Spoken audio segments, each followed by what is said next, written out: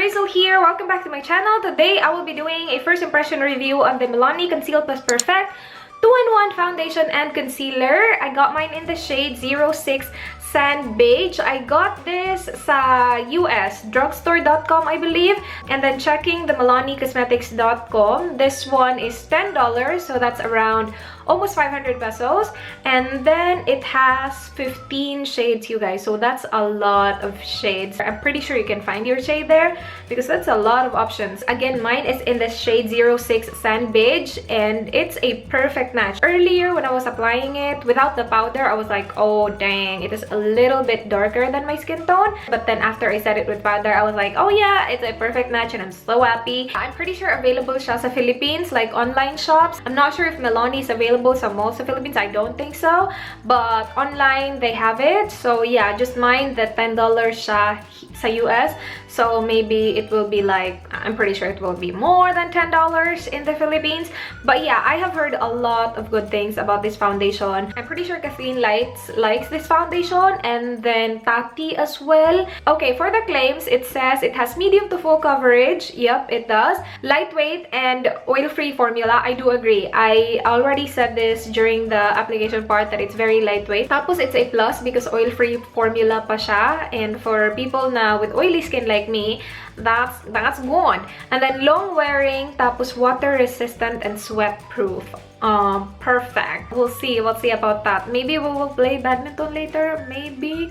Weather is looking good. It's a little hot, but not really. I hope this works out, especially that it matches my skin perfectly. I want it to work. So yeah, without further ado, I will go ahead and show you guys a clip of me applying this on my face. Okay, so I will go ahead and apply this foundation now. I have my primer on. I have been using this primer for quite a while now, so I decided to put it on now because I'm just used to applying primers. So yeah, I have this Sephora Base Smoothing Primer. I'm actually really liking this powder. I'm actually really liking this powder. Powder? What the heck is powder? Wow! Yung ano nila, yung pump nila magkapareha. Look at the pump. The primer at saka the foundation. Pareho yung pump. Hala. Sino kumopya? Na-swatch ko na to before, but I haven't used it on my face yet. So this is the very first time we're gonna use it on the face. It has a very obvious yellow undertone, which I like. As you guys can see, I have yellow undertones. So obvious. Just dab it on my face like so. I will use a beauty blender, a damp beauty blender on this side. And then I will be using a brush on the other side. I'm not seeing like full coverage. I'm seeing medium coverage. I have a birthmark right here and it's covering it pretty well. Medium coverage siya.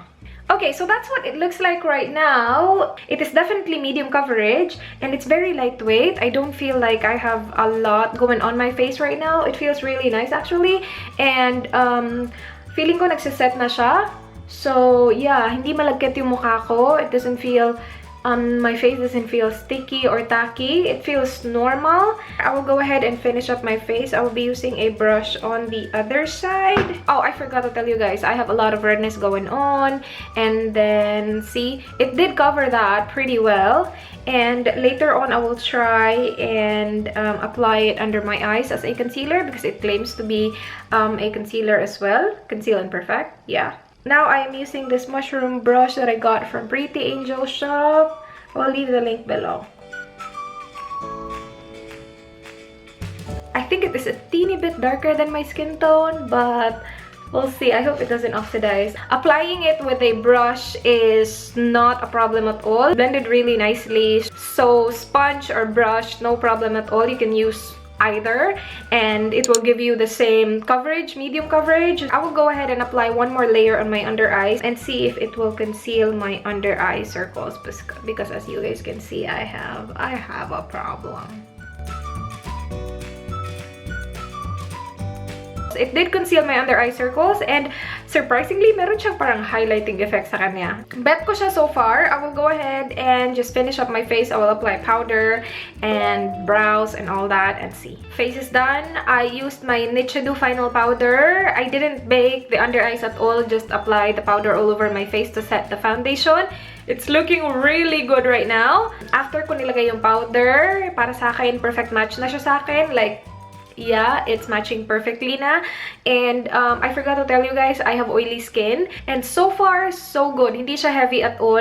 To think na I have 2 layers under my eyes, like, hindi siya heavy at all sa feeling. It is now 11:51 ng umaga. I will get back to you guys later under natural lighting and see kung anong mangyayari. Hello! It is now 5:11 ng hapon. I just wanted to update you guys under natural lighting. My face looks really good. What is it? Did you find it? Your computer. With the computer? Oh, okay. Yeah, so this is what my face looks like. I really like it. Sabi ni Dan, ang ganda ko daw today. Did you say I'm beautiful today, babe? You're always beautiful. No, but today. Extra beautiful today. Extra beautiful. Extra beautiful. I have a new foundation on. That's why. I'm reviewing a new foundation.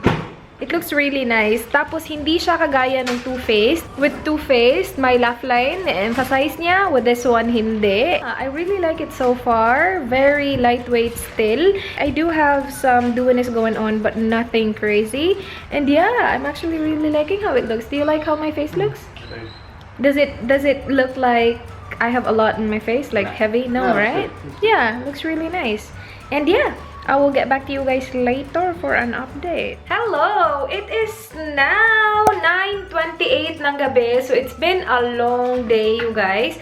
And I still really like the foundation. You guys, it matches my skin perfectly. Hindi siya nag-oxidize, which I'm really thankful. Kasi kapag nag-oxidize siya, wala, magiging darker siya sa skin tone ko. But since hindi, it matches my skin perfectly. It doesn't feel like I have a lot going on my face. It's very lightweight, which I really like. My face looks really flawless, which I really, really enjoy. And hindi ako nag-retouch at all today. Like, walang retouch, you guys. Walang powder, walang blotting paper, wala at all. And mainit kanina, lumabas kami na nag-grocery shopping kami. Mainit, pero hindi like sobrang init, hindi din ganun ka-humid dito.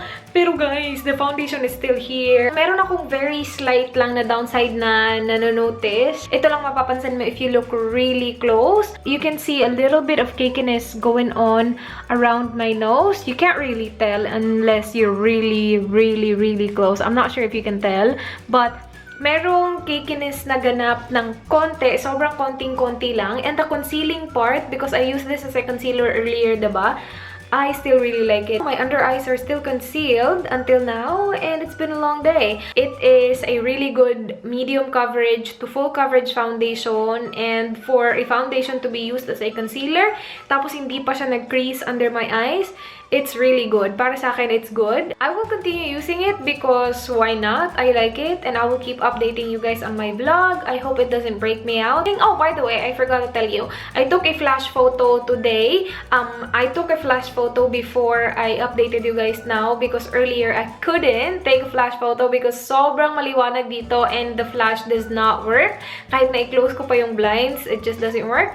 So, I took a flash photo earlier and it looks good. Walang white cast at all. And I really like this foundation. So, I hope you guys enjoy. Please let me know. Do you have this foundation? Do you like it? Do you not like it? Let me know below. I would love to know. And I hope you guys enjoyed this video. Please do like this video if you enjoyed reviews. If you would like to see more, please like. Please subscribe if you haven't already. I hope to see you guys on my next one. Do not forget, be good. Bye!